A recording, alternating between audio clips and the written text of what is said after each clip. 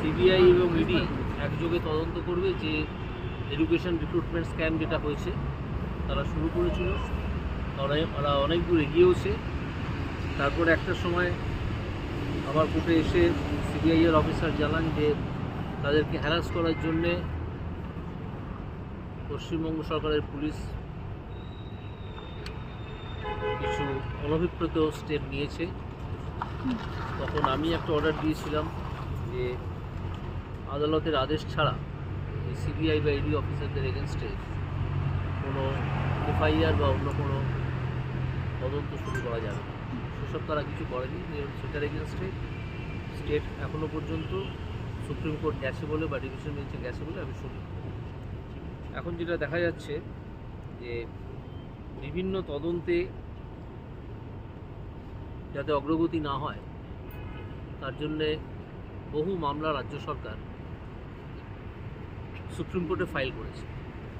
বহু মামলা, কথায় কথায় সুপ্রিম কোর্টে মামলা ফাইল করা হয়, সে অধিকার রাজ্য সরকারের আছে, যে কোনো লোকেরই আছে। কিন্তু প্রশ্নটা হচ্ছে যদি কেউ মনে করেন যে কোনো দুর্নীতি হয়নি, তাহলে তার উচিত তো তদন্তে সহযোগিতা করা, আদালতে না গিয়ে, যাতে দুর্নীতিটা আনার্থ হয়, দুর্নীতিটা প্রকাশ পায়। এটা কিন্তু করেননি।